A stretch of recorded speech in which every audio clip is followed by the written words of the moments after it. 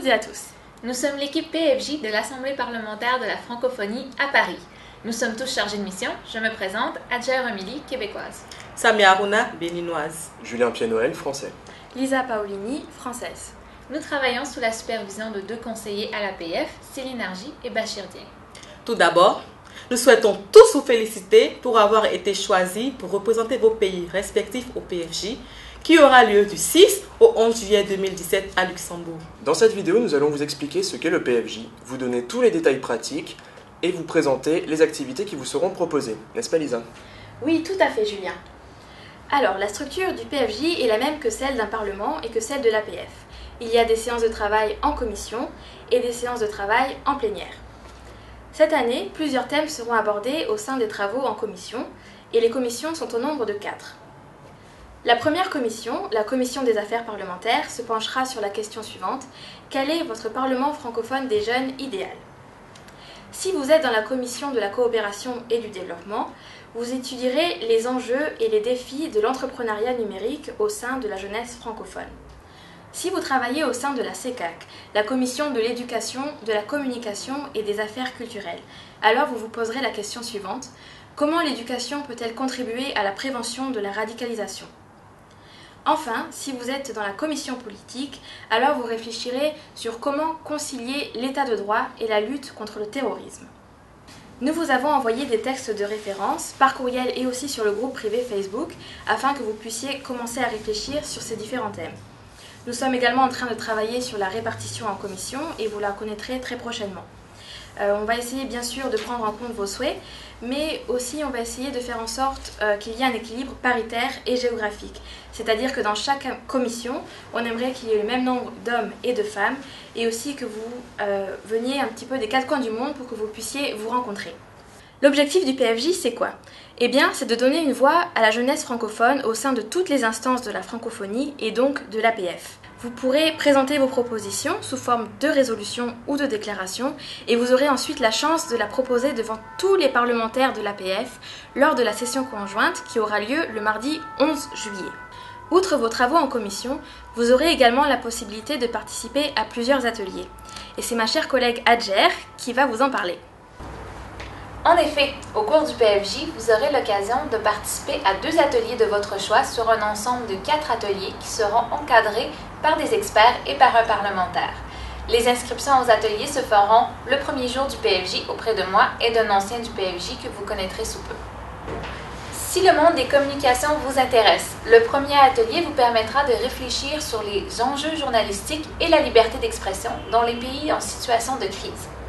Le deuxième atelier, quant à lui, porte sur un sujet qui intéresse particulièrement les jeunes, l'engagement citoyen. Vous allez pouvoir partager vos expériences de volontariat et en apprendre un peu plus sur ces opportunités qui renforceront votre parcours professionnel et personnel. Le troisième atelier qui vous est proposé est au cœur de l'actualité et s'inspire du thème choisi par le Luxembourg pour la 43e session de l'APF, c'est-à-dire diversité linguistique, diversité culturelle, identité. Il porte plus particulièrement sur les phénomènes migratoires. Vous serez amené à partager votre vision de la migration et à discuter des enjeux qu'elle suscite, notamment en matière de politique publique.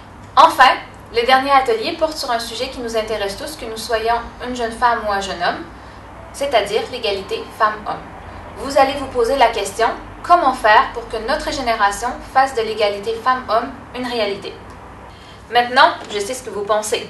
Comment faire le choix parmi tant d'ateliers intéressants?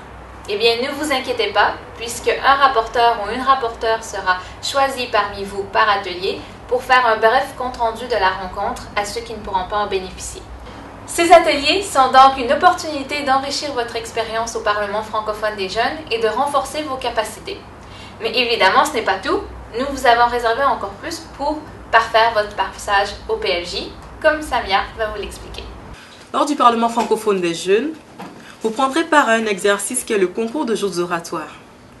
Suite au franc succès que ce concours a connu lors des 2 dernières éditions du PFJ à Berne et à Abidjan, nous avons décidé de réitérer l'événement, toujours dans l'esprit de vous offrir une expérience encore plus enrichissante et plus agréable.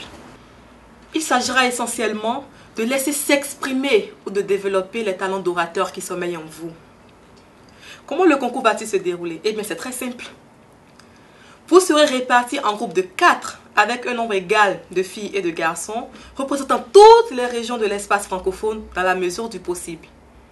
Il y aura une phase de sélection, des quarts de finale, des demi-finales et bien sûr une grande finale devant tous les parlementaires de l'Assemblée parlementaire de la francophonie.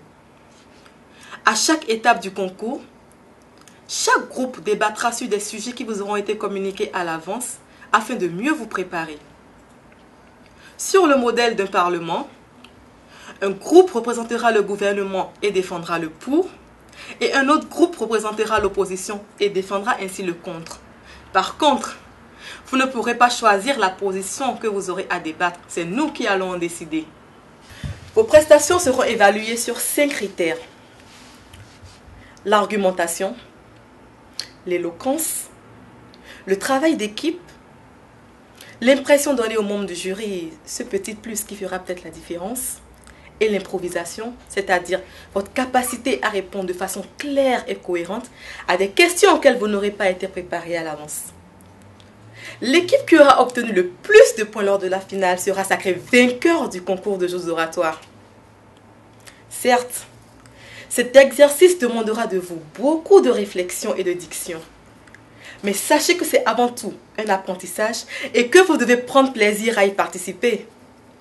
Ne vous inquiétez donc pas d'en connaître très peu sur les sujets, de ne pas savoir vous exprimer en public ou de ne pas bien maîtriser la langue de Molière. Pour finir, je vous informe que le vendredi 7 juillet à 8h30, Declan Macavana, professeur d'anglais à l'école polytechnique de Paris, vous présentera dans une vidéo plus de détails sur ce concours de jeux oratoires. Il vous suivra durant tout le concours. Sur ce, je vous souhaite bonne chance et surtout, n'oubliez pas de vous amuser. Passons à présent aux détails logistiques. Alors Julien, que doivent savoir nos chers participants?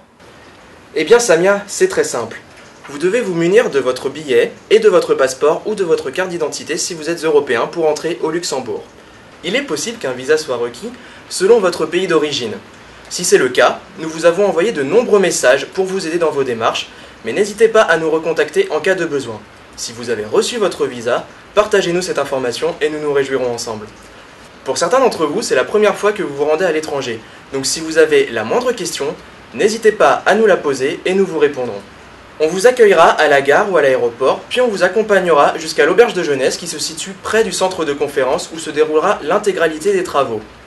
Luxembourg est un pays, mais c'est aussi une capitale au cœur de l'Europe qui accueille des ressortissants de 170 pays. Une fois sur place, on vous remettra un badge que vous devez garder impérativement sur vous lors de tous vos déplacements. C'est vraiment impératif. Si vous le perdez, prévenez-nous immédiatement pour que nous puissions entamer les démarches nécessaires. La section luxembourgeoise de l'APF prend en charge les frais d'hébergement et de repas, et nous les en remercions.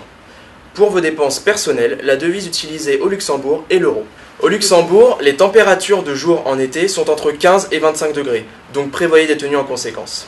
Tout au long de votre séjour, vous serez en lien avec des parlementaires, et la cérémonie d'ouverture des travaux de l'APF se déroulera en compagnie de nombreuses personnalités politiques importantes de l'espace francophone, donc pensez à des tenues adéquates. Pas de basket, pas de casquette. Enfin, pensez à prendre vos plus belles tenues pour la soirée de gala qui se déroulera en présence de nombreux parlementaires francophones. Et bien voilà, on espère que cette vidéo vous a été très utile. On travaille d'arrache-pied pour vous offrir une très belle expérience en juillet prochain à Luxembourg. N'hésitez pas à nous contacter sur le groupe privé Facebook, par courriel ou même par téléphone si vous avez la moindre question. A très bientôt à Luxembourg. Vive l'APF! Vive le PFJ! Et vive la francophonie!